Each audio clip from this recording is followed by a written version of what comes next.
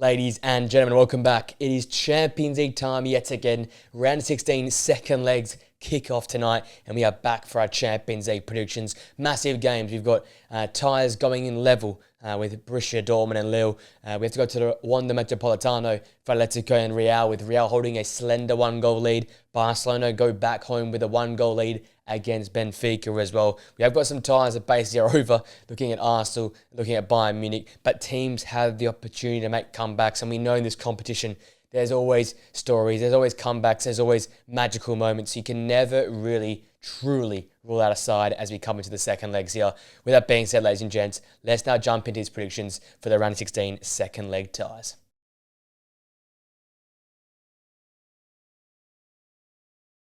Our first game takes us into Spain as Barcelona host Benfica. We come into the second leg with Barcelona holding a slender one-goal lead. That first leg, really interesting. Again, in Portugal, a very tight game to these two clubs. It's been 2 wins, Barcelona over Benfica this season, but both by the one goal. And considering how well Barcelona have played in all competitions, in particular domestically in La Liga, it's been a great surprise how well Benfica have matched up with them. Yes, the red card to Pau Kubasi changed the outlook on that game there. It's going to change the outlook of this game here. Yeah, a new centre-half partnership at the back there. Barcelona not be able to really get on top of a game versus Benfica in terms of possession and chance creation. So we're in for a really, really exciting second leg here. You know, Barcelona at home, they have the advantage, obviously, are on this crazy unbeaten run of 16 games in all competitions.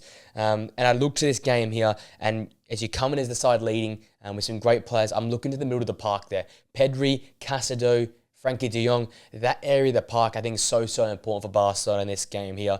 Yes, they lost the possession battle because they're down to 10 men last time out, but Benfica are capable of taking it to a side like Barcelona in terms of possession, possessing the football, getting momentum in games. So it's really important that Pedri, Casado, if it's Frankie de Jong in there as well, maintain stability for this club, protect that back four, keep on the ball and retain possession to get the early chance and then get that first goal. I think the first goal in this game is massive. Obviously, as a 1-0 result, Benfica get the goal, they get the momentum, they get the belief they can go and win this tie. If Barcelona get that first goal, you can basically call the tie done. And also, you look up top, Rafinha, the captain, he's been so instrumental this season with his chance creation, but also finding the back of the net in key moments as well. Was massive in the first leg. Look to him to be the leader yet again here for Barcelona in this game here. Looking at Benfica, superb form domestically, 5 straight wins in the league for them. Obviously, either side of that loss in that first leg versus Barcelona, they did very, very well considering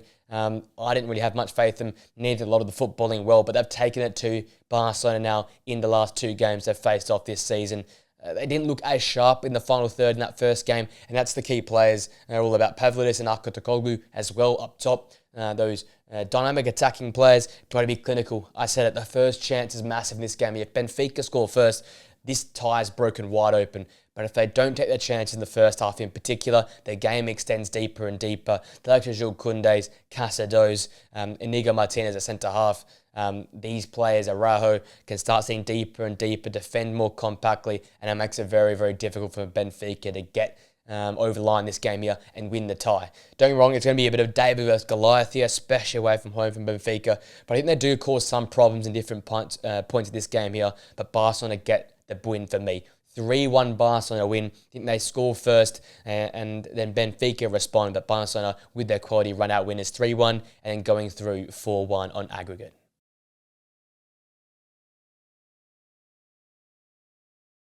The old German affair is our next game. Leverkusen host Bayern Munich. Coming to the second leg, there's a lot to do for Leverkusen. 3-0 Bayern Munich lead. They absolutely bossed that first leg here, and I've had opinions on this Leverkusen system all season. They went to the 4-4-2 once again, and I love Xabi Alonso as a manager, but he's really causing me frustrations because he keeps going to this 4-4-2, and it takes away with what Leverkusen were great at last season, which was their wing attack from the wide wing backs and from those attacking midfielders that can drift out into wide spaces. They're not utilising that style enough. So I think in this game here, they have to go back to that 3 at the back with the 2 wing backs, and then as such, Frimpong and Grimaldo are central to what Leverkusen do. They are the leaders of that counter press, that counter attack, because once they get on the ball and they start driving that ball forward, you get overloads in wide spaces, and that's what Leverkusen, when they play at their best, you can see them as a team that overloads wide spaces, creates through counter-pressing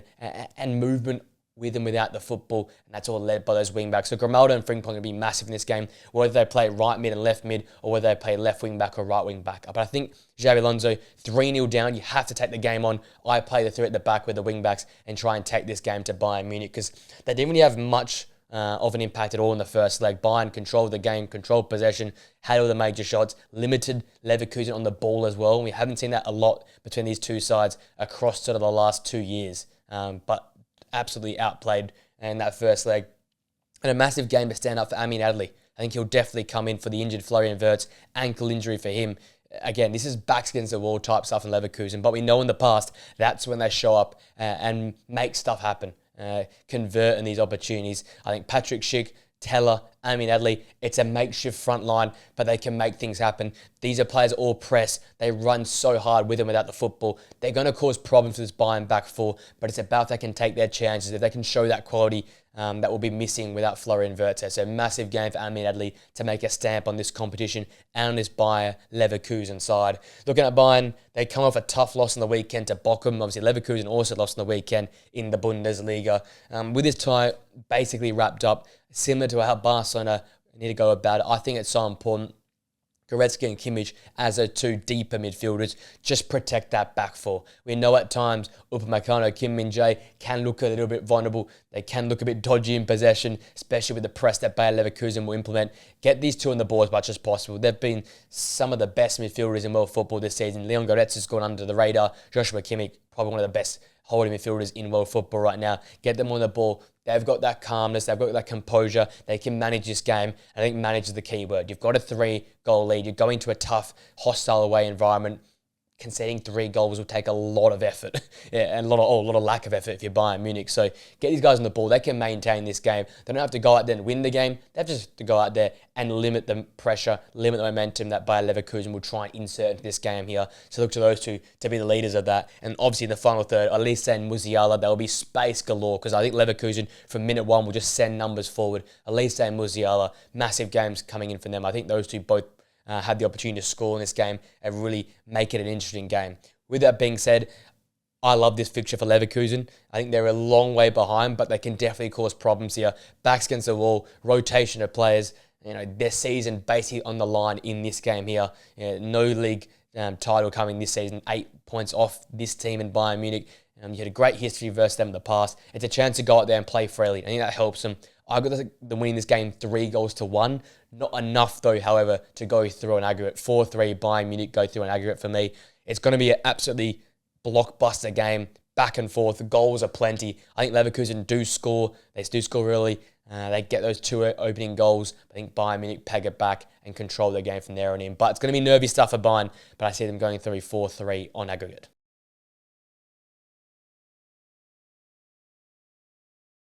We're off to the San Siro as Inter host Feyenoord in our next game here. Inter obviously coming into the second leg with a 2-0 aggregate lead, which they earned away in the Netherlands, and a massive result nonetheless in that one there. It gives them a little more leeway in this game here. They are the better side. They're at home as well, so a lot of things are pointing to this side going through here in this tie.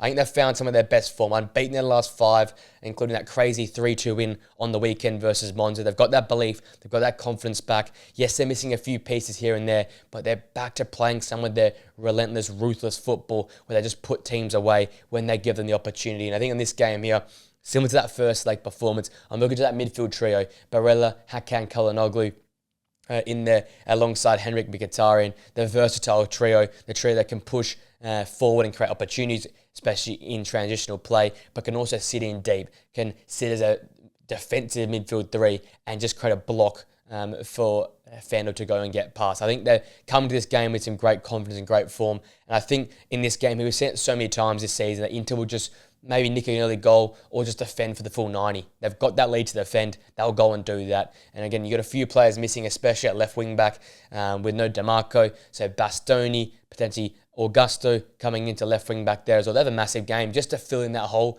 We know how much DeMarco does for this side, and they're going to have to lift and stand up in that position there to maintain that structure which Inter Milan have. But I think they'll go into this game wanting just to come out of this game with a clean sheet or a draw, and they'll go from there, especially with that 2-0 lead they've come into this game with. Looking at Feyenoord, only one win in the last 5 games, not scored in their previous 2 games. So if you're looking for Inter, you're pretty happy with that. They're not in great goal-scoring touch, and that's a positive. You can then defend, sitting deep, and they're unlikely to score a goal in this one here. For me, you look to the forward regions for Feyenoord. You have to go after this game. You have to take it on. You're down at aggregate. You're away from home. Backs against the wall type stuff. You've got to try and get those more spark attacking players on the ball as much as possible. So Carranza, Paxao up top. Got to be clinical. Got to hit the scoreboard in the first half and make it an interesting game. You know, Inter are going to be missing a few players. They're going to be underdone from a very, very stressful, high-intensity game for the weekend. You've got to strike early if you're Feyenoord. Get Inter in the back foot, because we know if they keep it a clean sheet for the first 40 or so minutes, likely they're going to keep a clean sheet for full 90 minutes. You've got to strike early with this team. You've got to try and get the better of them, especially with the pace and intensity from that first minute there. And then obviously they'll throw a lot of numbers forward, Feyenoord, I expect. So Hanko, Berlin, and Ruth at the back. Important they keep a clean sheet or keep it tight defensively as long as possible to keep this game alive for Feyenoord, because if they concede first, tie's done. 3 goals is way too much to go and score at the San Siro. With that being said, I think it's going to be one of the more boring games the second leg, just because Inter know how to manage these type of games. I've gone with a 1-1 draw, Inter going through 3-1 aggregate and getting the job done, entering the quarterfinal stage.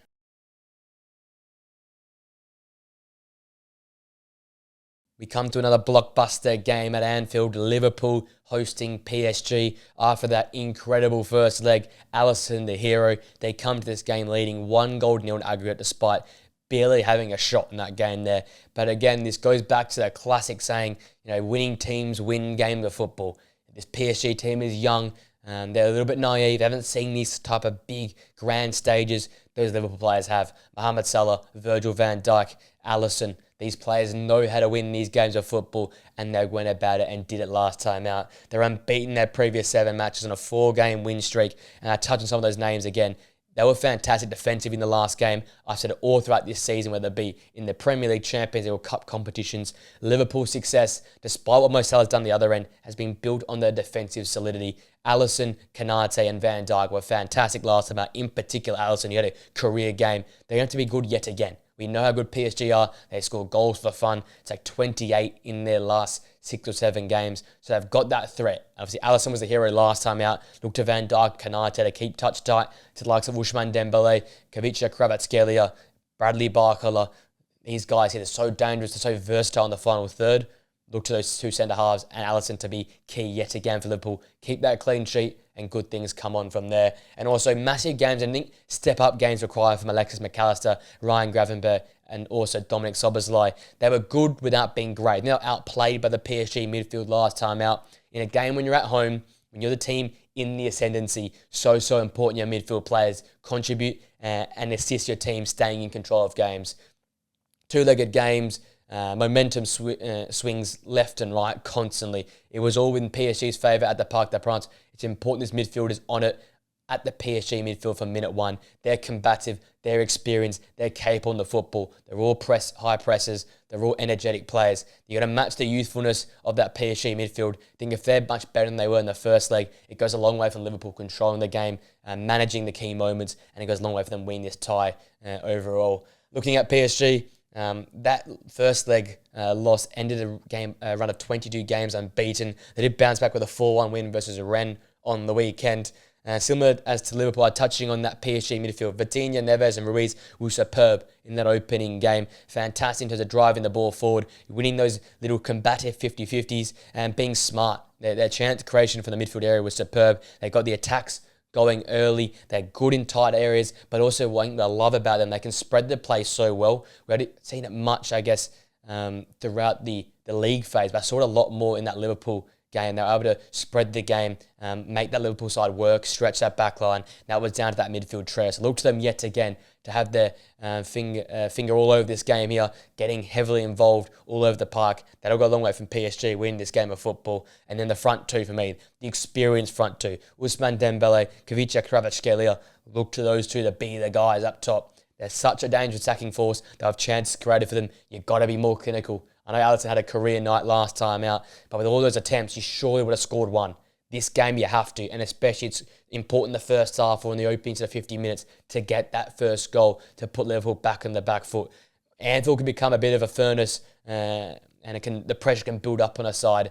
if they go behind or if they're needing to catch up in the game or play from behind. If PSG score first, the pressure then goes onto Liverpool, the onus goes onto Liverpool, and that's when spaces can open up. So really important those two up top are clinical and take their opportunities early. With that being said, I see Liverpool going through. I see Liverpool winning this game as well. I've got to winning 2-0. It might seem a bit strange. I think PSG do go after it, but as such, spaces open up. Salah, Diaz, Jota and co. There'll be space for them to run into, and I think that's why they get the win here. 2-0 for me, 3 on aggregate, Liverpool making the quarterfinal stages.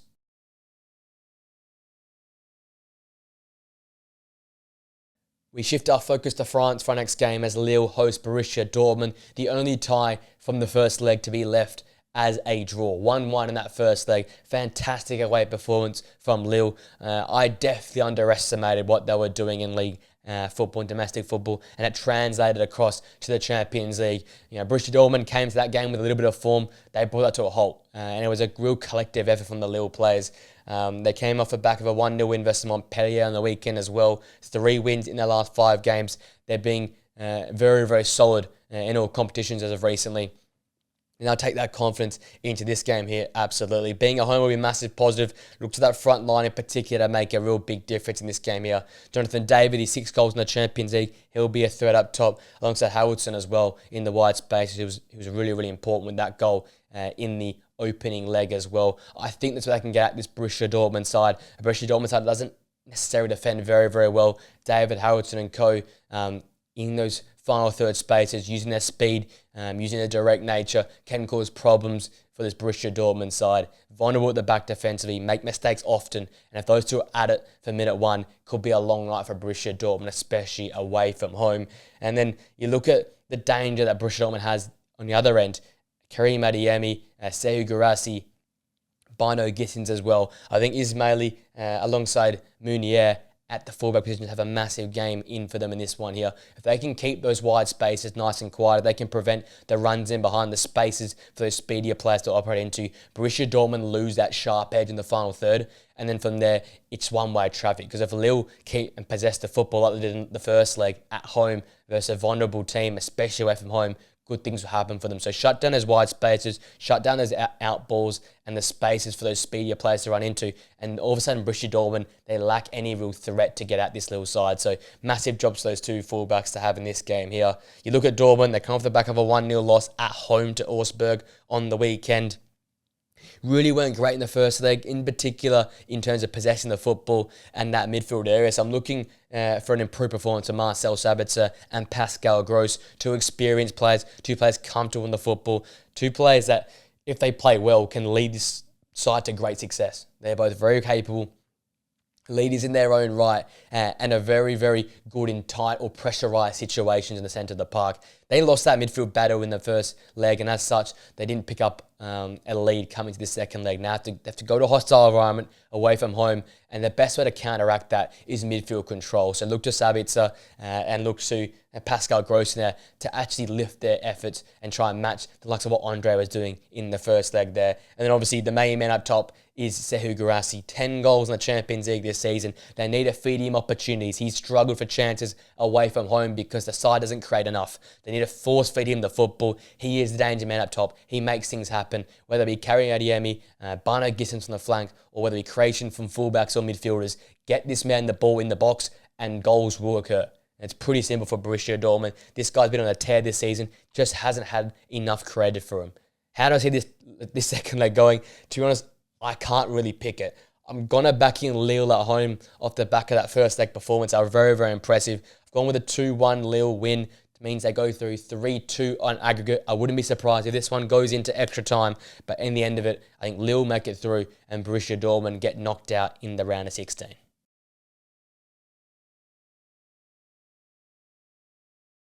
We're off to London for our next game here as Arsenal take on PSV. Unfortunately, this game is basically done. There's not much to really preview in this one here. 7-1 to Arsenal in that first leg there. That shocked me. It was fantastic away from home, the football that Arsenal played. I expect a totally different side to go out there. Expecting players like Sterling, Martinelli, Trossard to try and use a 45 here to get some form, get some confidence against a PSV side that's really just playing for pride. And I think I looked at that team there, the more veteran players like Charlton, Verman, really have to lift in this game.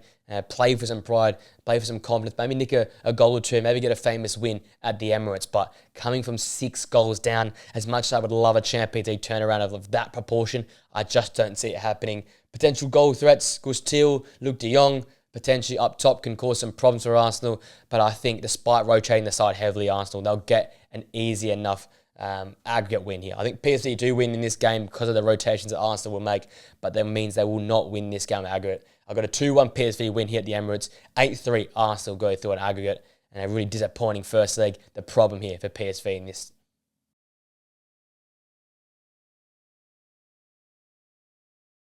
We remain in England for our penultimate game as Aston Villa take on Club Brugge. A massive, massive game from Villa last time out. Away in Brugge, a 3-1 win away from home against a very, very talented side, especially at home there in Bruges. They come to England off the back of that fantastic result in Belgium. They have 3 consecutive wins, 4 wins in their last 5, Villa. So they're finding form at the right time of the season. A great result on the weekend in the Premier League as well. Confidence will be thriving in this Villa side. And so far this season, Morgan Rogers has been so important to this side's chance creation. I look to him yet again to be the leader of this side. In another famous night here at Villa Park. His chance creation alongside Leon Bailey's speed, I think will cause a lot more problems for this Brugge defence, who didn't really deal with what Aston Villa were throwing at them in that first leg. Morgan Rogers wasn't central to that opening leg, but you saw the importance he has. He works his way out of tight areas. He has the smarts to make those runs in behind and really causes problems for back fours. So look to him to be all over this game, central to what Aston Villa do going forward. And then the pace around him with Marcus Rashford and Leon Bailey, too much for this Brugge defence to deal with. And also in the midfield area as well, Yuri Tielemans and John McGinn, the veterans of this side in many regards, look to them to boss that midfield battle once more. And that if they can win that area of the park, Bruges have no real answer to them in this game here for me. Looking at Bruges, 2 goals, only won 2 games, in their previous 5 games, conceding 8 goals in that time. So far from their best form at this current point in time. Solis and Talby in the wide spaces going forward for me are going to be their best threats here in this game. Aston Villa have improved defensively, but more centrally, their wing-backs and the full-backs have still been a little bit shaky. Matty Cash coming in underdone to this game if he plays. And I think that's where you can get at Aston Villa this season. It's happened to a lot of different clubs. They sit in deep versus Aston Villa. They get them on the break, and they get them on the break using the wide spaces. So Solis and Talby are going to be key for that, keeping the space, running in behind, putting pressure on his Villa back 4 to potentially nick a goal early in this game here. And then also Simon Mignolet in goal is going to have to be at his best here. You can't really concede a goal away from home as you come to this game with a 2-goal deficit. He has to be that man, that brick wall to try and keep Bruges in this game here. But I cannot really see that happening. I think Villa at home are fantastic. These Champions League nights, they live for it, it feels like. And Unai Emery in European competitions is just unstoppable. They've got Villa with a 2-0 win here against Bruges, 5-1 on aggregate, going through quite easily in the end.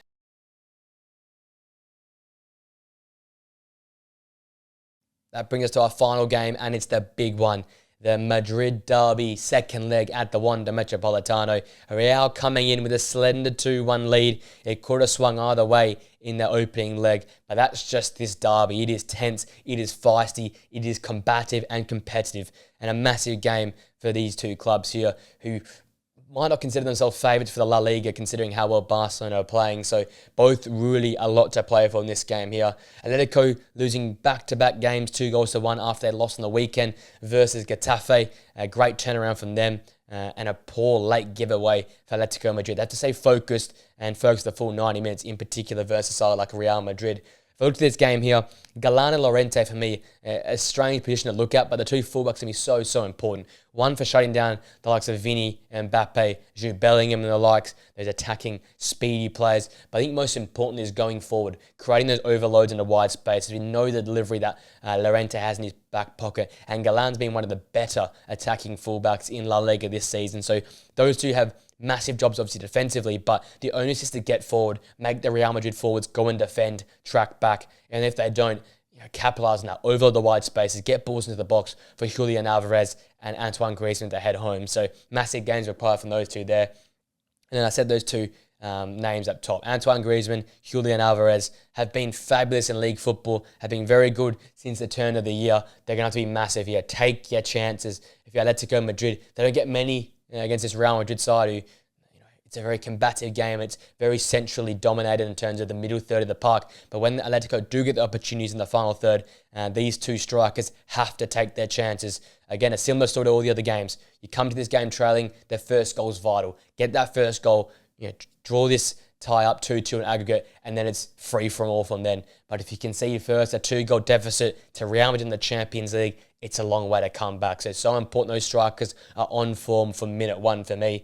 Looking at Real, they've won 4 of the last 5 games. They always have belief on these Champions League nights, no matter if they're down by 2 goals, leading by 1, leading by 4. They always have the belief they can get through and win the game. I think they'll come to this game with a lot of confidence, especially with recent results. They've been far from impressive, but I think in this game here, with all the focus on Mbappe and Vini as the 2 central options up top, I think Bellingham coming back from suspension, as well as Rodrigo, are going to be huge in this game here. Rodrigo, criminally underrated, always so important for this Real Madrid side, in particular on Champions League nights. But Jude Bellingham coming back fresh, I think he's going to be a real dangerous player with and without the football, being that player to be physical in the centre of the park, but keep the width and potentially deliver balls into the box, which Mbappe and Vini and Rodrigo and Co can get on the end of. So look to him to be a key figure for this Real Madrid side. And then Asensio and Rudiger at centre half. Massive job for them to keep Julian Alvarez quiet, Antoine Griezmann, who will roam around, drop into different pockets. They need to make sure these players are marked, touch tight, not allow them space in the box, time to shoot and turn. Real Madrid have looked better in recent weeks in terms of being more forceful defensively, limiting spaces. It's been off the back of these two. They're going to be good yet again to limit the opportunities that Atletico create for themselves and limit the mistakes, because Real Madrid this season, and the reason they've lost games or fallen behind in games is due to defensive mistakes. So they have to be on it from minute one, those 2 centre halves, to keep up with Antoine Griezmann and Julian Alvarez. At the result, at full time, I think I see a draw. I'll go with a 2-2 draw between these two clubs, meaning Real go through 4-3 in aggregate. I think Atletico start this game on fire, but Real Madrid pegged them back. They get that second goal late on, and they manage it for a 4-3 aggregate win.